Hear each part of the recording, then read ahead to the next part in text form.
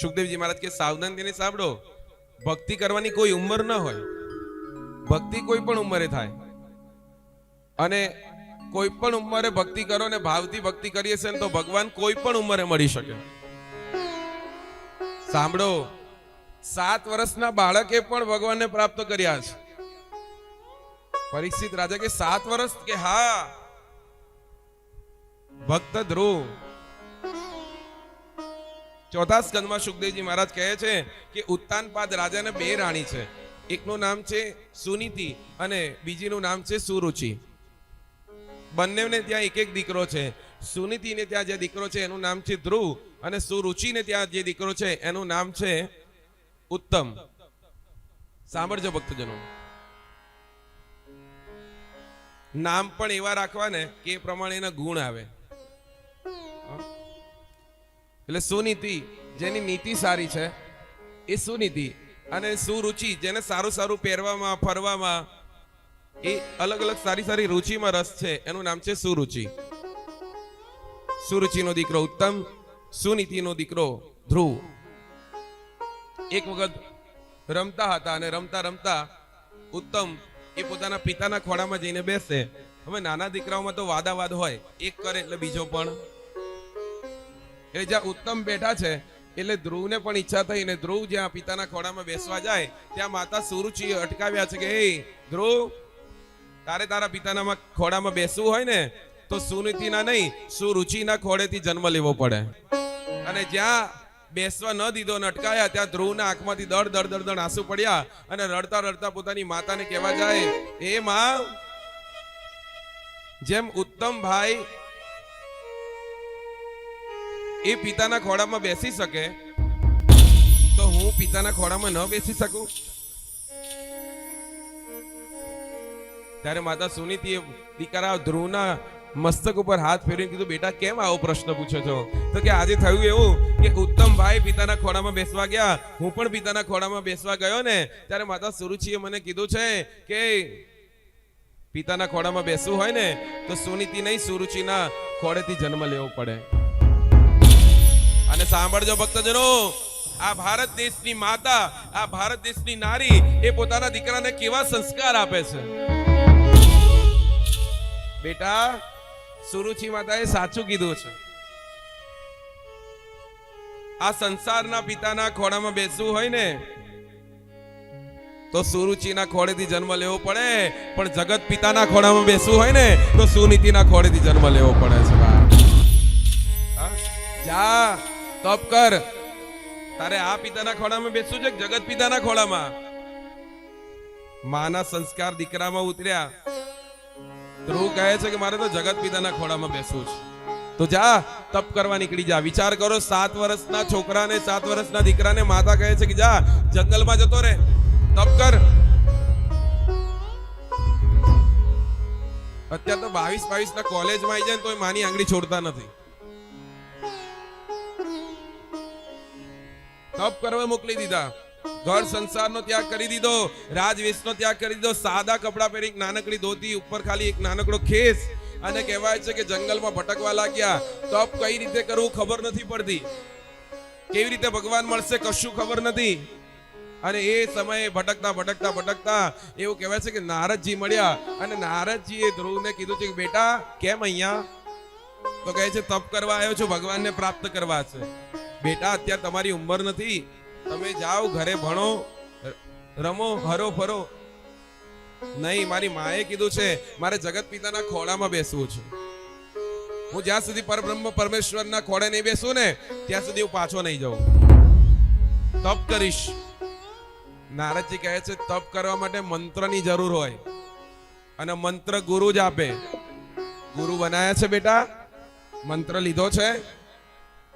વિચાર કરો, 7 વર્ષના ધ્રુવમાં બુદ્ધિ કેટલી છે. નારદજીને કહે કે અત્યાર સુધી ગુરુ નતા બનાયા, અત્યાર સુધી મંત્ર નતો લીધો, પણ નારદજી તમે જ મારા ગુરુ, તમે જ મને મંત્ર આપી દો. ત્યારે નારદજીએ ધ્રુવને ઓમ નમો ભગવતે વાસુદેવાય એ મંત્ર આપી અને નારદજી ત્યાંથી પધાર્યા અને ધ્રુવનો અખંડ તપની શરૂઆત થઈ છે. જંગલની અંદર કોઈ પશુ પ્રાણીઓની ચિંતા કર્યા વગર કહેવાય છે કે એક પગ ઉપર એ ધ્રુવજી ઊભા છે અને બે હાથ જોડીને ઓમ નમો ભગવતે વાસુદેવાય, ઓમ નમો ભગવતે વાસુદેવાય, ઓમ નમો ભગવતે વાસુદેવાય.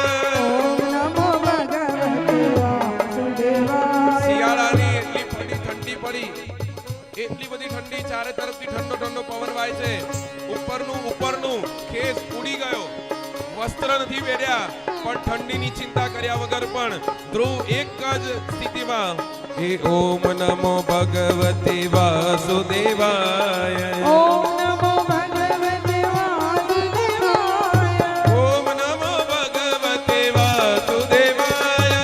ઓમ નમો ભગવતે વાસુદેવાય. એ શિયાળો ગયો, શિયાળાના દિવસો ગયા, ઉનાળો આવ્યો અને સૂર્યદેવ બરાબર જંગલની અંદર તપી રહ્યા છે અને મધ્યમાં સૂર્યદેવ આયા, જંગલની અંદર પાંદડા સળગવા લાગ્યા, ચામડી બળવા લાગી, એટલો બધો તડકો પડ્યો, એટલી બધી ગરમી, પણ છતાંય ધ્રુવજી તો એ ઓમ નમો ભગવતે વાસુદેવાય, ઓમ નમો ભગવતે વાસુદેવાય, હે ઓમ નમો ભગવતે વાસુદેવાય.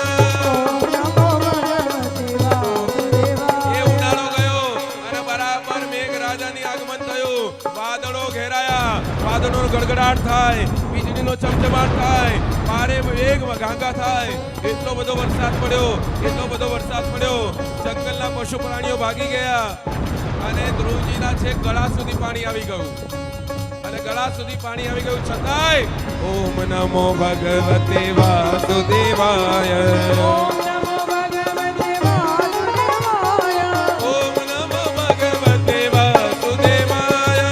ઓમ નમો ભગવતે વાસુદેવાય. એ શિયાળાની ઠંડી ન જોઈ, ઉનાળાનો તડકો ન જોયો, ચોમાસાનો વરસાદ ન જોયો, જંગલના પ્રાણીઓની ચિંતા ન કરી, બસ મારે જગત પિતાના ખોળામાં બેસવું છે.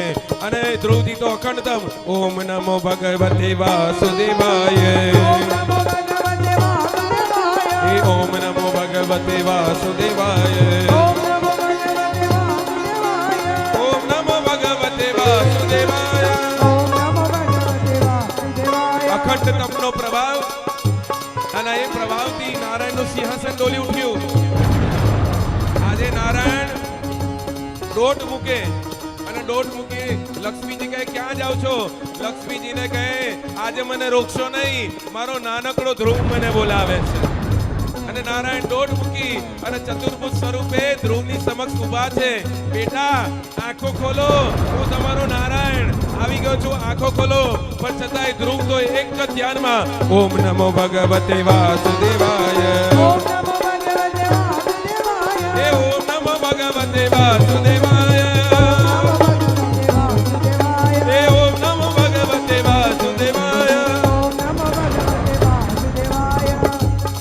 નારાયણ કહે છે મારો ભગત આટલું બધું મને એને કષ્ટ પડ્યું, આની આંખો કઈ રીતે ખુલે? નારાયણે ધ્રુવના હૃદયમાં વસીને ચતુર્ભુજ સ્વરૂપે જ્યાં દર્શન આપ્યા છે, ધ્રુવની ધીમે ધીમે જ્યાં આંખો ખોલી છે, ત્યાં તો કહેવાય છે કે જગતનો નાથ પરબ્રહ્મ પરમેશ્વર ચતુર્ભુજ સ્વરૂપે દર્શન આપે. બોલો ચતુર્ભુજ નારાયણ ભગવાન કી. ઓમ નમો ભગવતે વાસુદેવાય, ઓમ નમો ભગવતે વાસુદેવાય, હે ઓમ નમો ભગવતે વાસુદેવાય. ઓમ નમો ભગવતે વાસુદેવાય. કેવું દ્રશ્ય છે વિચાર તો કરો. 7 વર્ષનો ધ્રુવ જેની આંખમાંથી આંસુ પડે કે હે પરબ્રહ્મ પરમેશ્વર, હે નાથ જગતના નાથ મને ખોળે બેસાડો. અરે ધ્રુવ તો રડે રડે, આ જગતનો પરબ્રહ્મ પરમેશ્વર એની આંખમાંથી આંસુ કે બેટા આટલું બધું કષ્ટ એક મને પામવા માટે તમે શિયાળાની ઠંડી ન જોઈ, ઉનાળાનો તડકો ન જોયો, ચોમાસાનો વરસાદ ન જોયો, આ જંગલમાં કઠોર તપસ્યા કરી, બેટા મને માફ કરજો, મને આવતા વાર લાગી ગઈ હો. આજે પરબ્રહ્મ પરમેશ્વર નારાયણ ધ્રુવને ખોળામાં બેસાડે અને વાલ કરે છે, બેટા માફ કરજો. ધ્રુવજી કહે છે આવાહન ન જાનામી તવાર્ચનમ પૂજા ચૈવ ન જાનામી. મને સ્તુતિ નથી આવડતી, મને આવાહન નથી આવડતું, મને વિસર્જન નથી આવડતું, તમારી કઈ રીતે સ્તુતિ કરું? ત્યારે નારાયણ વરદાન આપે છે કે ધ્રુવ તમારે સ્તુતિ કરવાની જરૂર નથી, તમારા તપથી હું રાજી થયો છું અને તમને અખંડ રાજ આપું છું. જાઓ તમે ઘરે પાછા જાઓ અને રાજ કરજો. તમને મેં મારા ખોળે બેસાડ્યા છે. જ્યાં સુધી સૂર્ય ચંદ્ર રહેશે, જ્યાં સુધી પૃથ્વી રહેશે, ત્યારે ત્યાં સુધી ઉત્તર દિશામાં તમને સ્થાન આપું છું. તમે ચમકતા ચમકતા ને ચમકતા રહેજો બાપ. એટલે તો અત્યારે ઉત્તર દિશામાં પણ ધ્રુવનો વિચાર તો કરો. 7 વર્ષના ધ્રુવને ભગવાન પ્રાપ્ત થયા છે. આપણા તો 70 થાય ને તો ઈચ્છા થતી નથી.